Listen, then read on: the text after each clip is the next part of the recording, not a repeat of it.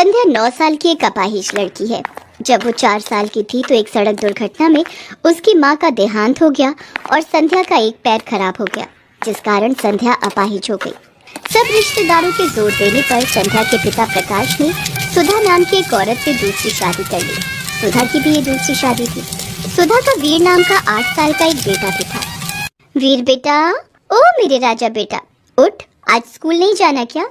उठ रहा हूँ माँ, बस थोड़ी देर और सोने दो।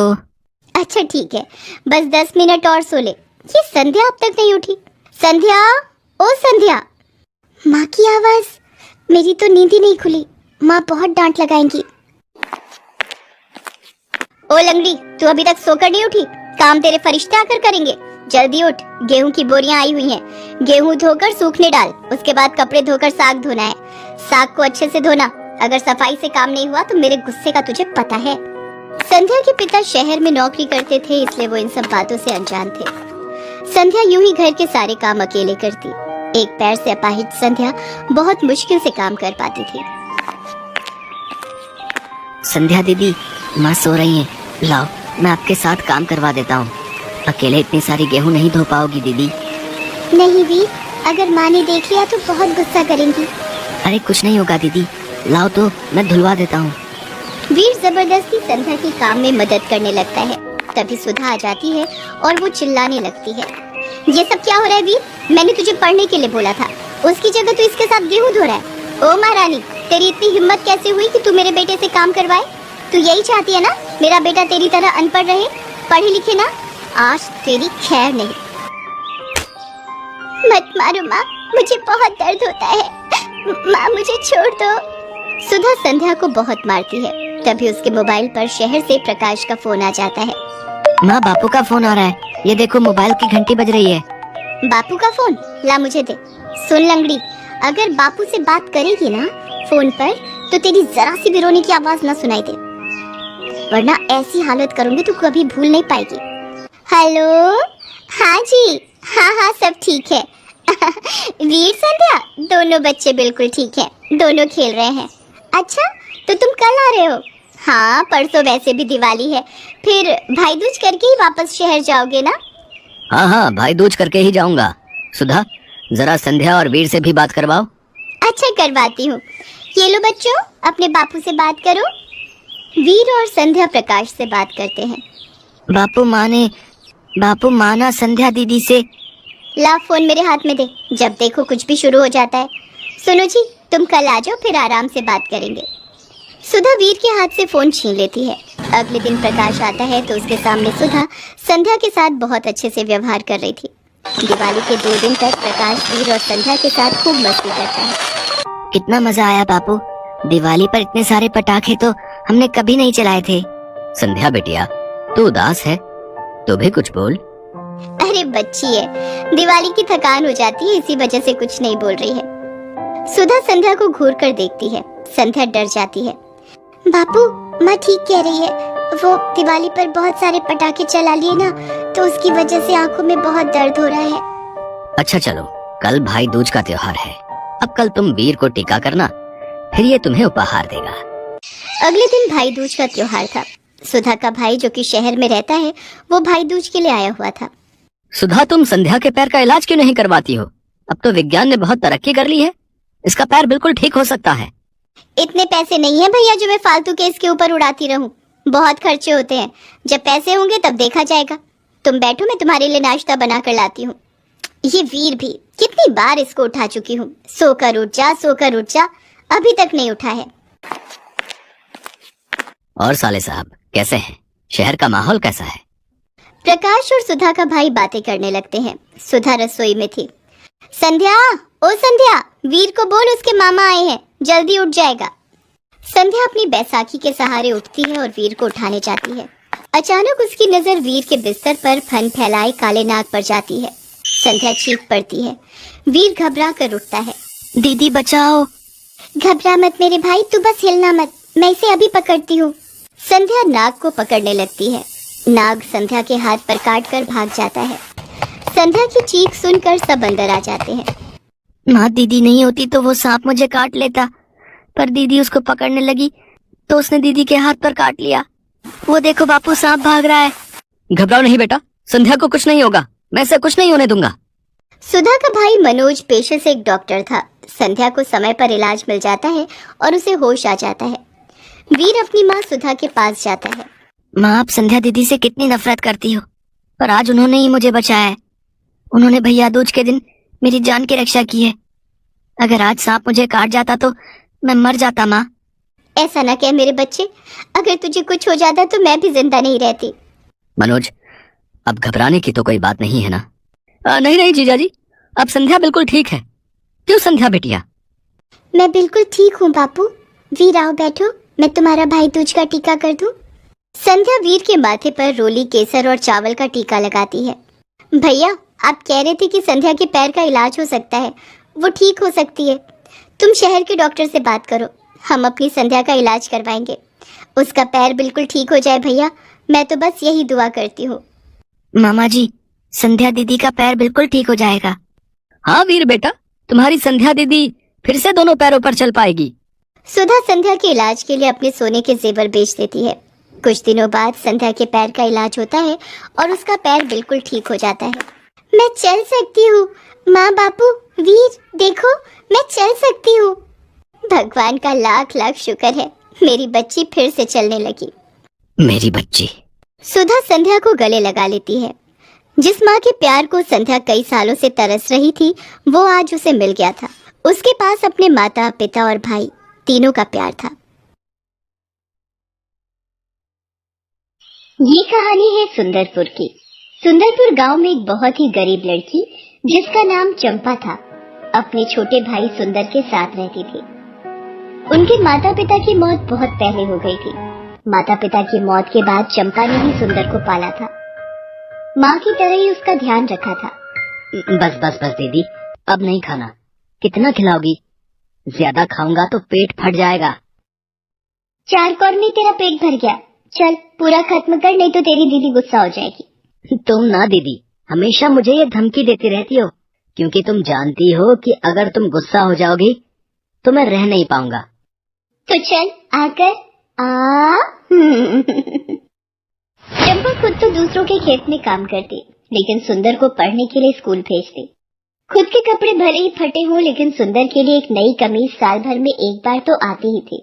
एक दिन चंपा के फूफा जी उसके लिए शादी का रिश्ता लेकर आए, लेकिन चंपा मना करने लगी। तो बात क्यों नहीं समझती?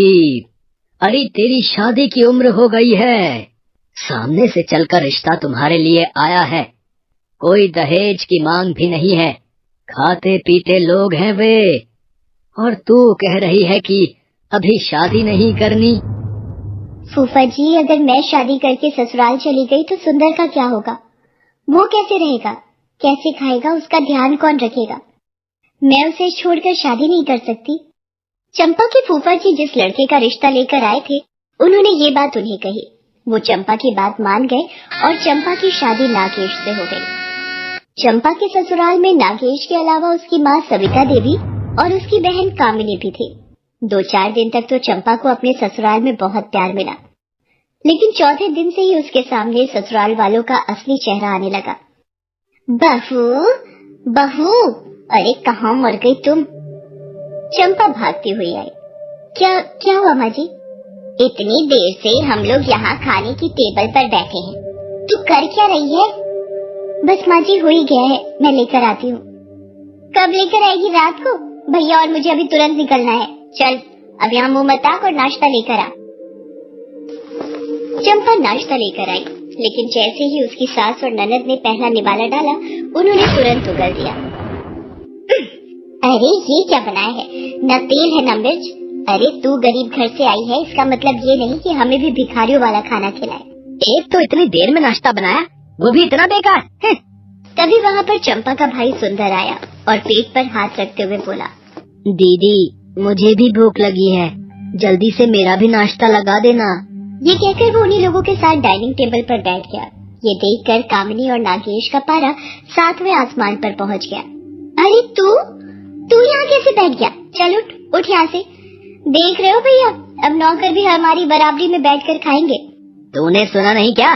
सुंदर, उठो यहाँ से, हम नौकरों के साथ नहीं खाते। ये कहकर नागेश ने उसे कुर्सी से धक्का दे दिया। वो बेचारा दूर जा गिरा। चंपा ने ये देखा तो अपने भाई को उठाया और नागेश से कहा, देखिए आप लोगों को गलतफहमी हो रही है, ये नौकर नहीं है, मेरा भाई है, मेरा छोटा भाई। उसकी बात सुनकर सभी खिलखिलाकर हंस पड़े। कामिनी ने हंसते हुए उससे पूछा, अच्छा ये नौकर नहीं तेरा भाई है, और तू क्या है? जी मैं बहू हूँ इस घर की। गलत फहमी मत पाल, तू भी यहाँ की नौकर ही है। कभी देखी है अपनी हैसियत, हम कहाँ और तुम कहाँ, बड़ी आई घर की बहू। चंपा को अपने ससुराल वालों की एक एक बात किसी तीर की तरह चुभ रही थी। उसे दर्द तो बहुत हो रहा था, लेकिन वो कर भी क्या सकती थी।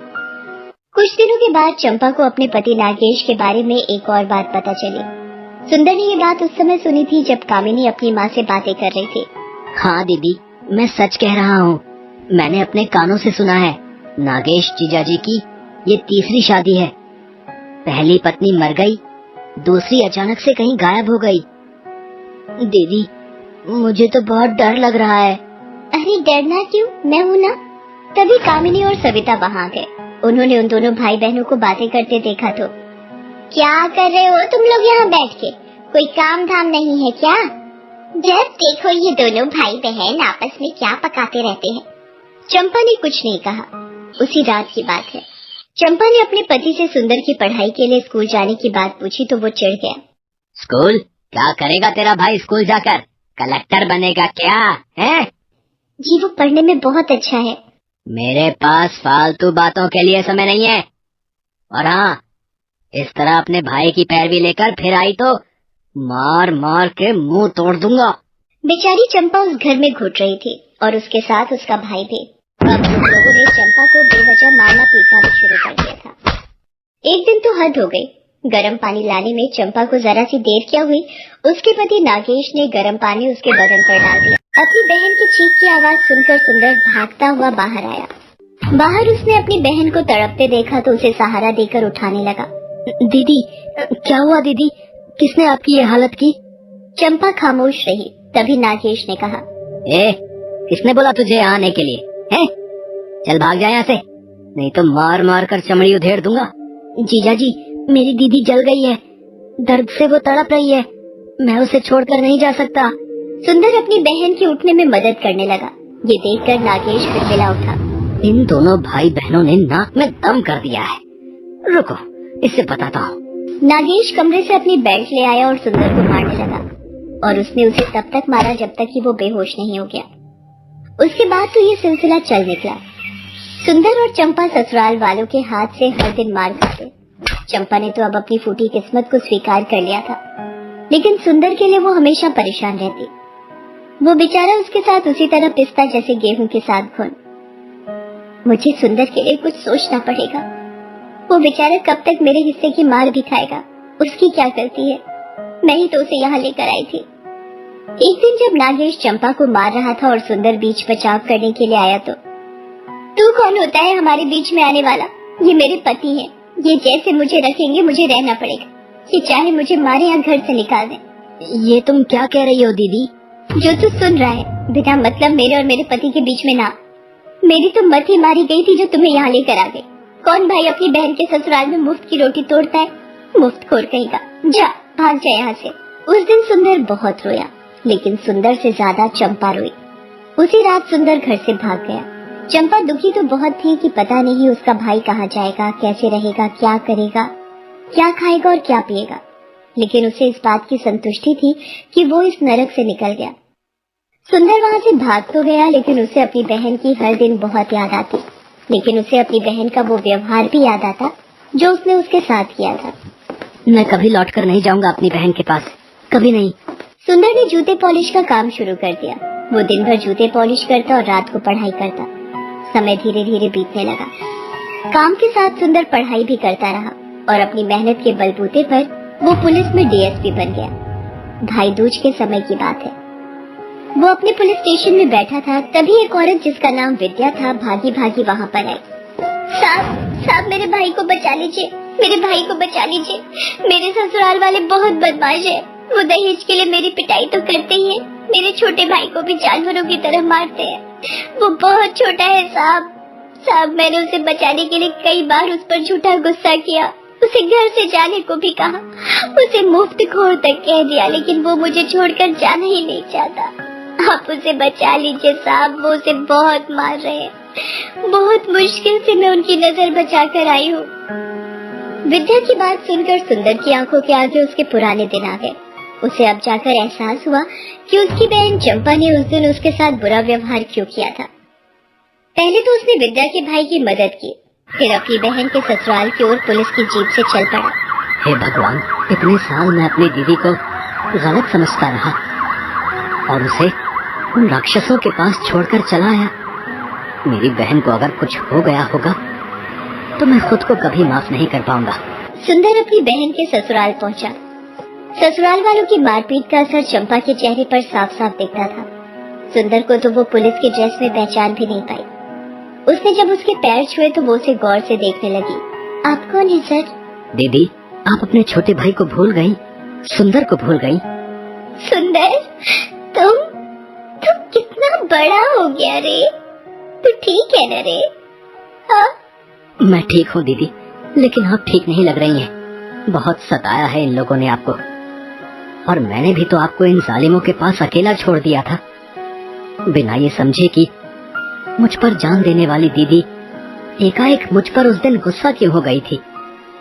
लेकिन दीदी अब नहीं, अब मैं इन दुष्टों को नहीं छोड़ूंगा। वो बातें कर ही रहे थे कि तभी उसका पति नागेश, उसकी बहन और उसकी माँ वहाँ गए। इस तरह से अपने घर में पुलिस को देखकर वे डर गए। सर, आप यहाँ, आपको किसी ने बुलाया है क्या? यहाँ तो सब ठीक है सर। ठीक रहता तो पुलिस यहाँ आती नहीं। आप लोगों ने मेरी बहन पर बहुत जुल्म किए हैं, बहुत ही ज्यादा। अब आपको उनका हिसाब देना होगा। बहन? आप कौन है? मैं हूँ एक अभागा भाई, जिसने आप जैसे राक्षसों के पास अपनी बहन को छोड़ दिया था, लेकिन अब सजा के लिए तैयार रहिए। अरे सुंदर, ये कैसी बातें कर रहे हो? हमने तो तुम्हारी बहन को बहुत अच्छे से रखा है ना? वो दिख रहा है मुझे। ये कहकर सुंदर ने सभी को गिरफ्तार कर लिया। अरे चंपा, समझाओ अपने भाई को। भला कोई अपने जीजा को गिरफ्तार करता है क्या? जीजा? वो कैसे? मैं तो नौकरानी हूँ इस घर की। आप लोगों ने तो कहा था ना। फिर कौन जीजा कौन साला? उन तीनों पर 2 हत्या और चंपा पर अत्याचार का मुकदमा चला। उन्हें उम्र कैद की सजा हो गई। इस बार का भैया दूज उन दोनों के लिए बहुत बड़ी खुशी लेकर आया था। सुंदर की आंखों से गलतफहमी की दीवार हट गई थी और चंपा के पैरों से गुलामी की जंजीर। इस बार जब उसने अपने भाई को भैया दूज का टीका लगाया तो दोनों की आंखों में खुशी के आंसू थे।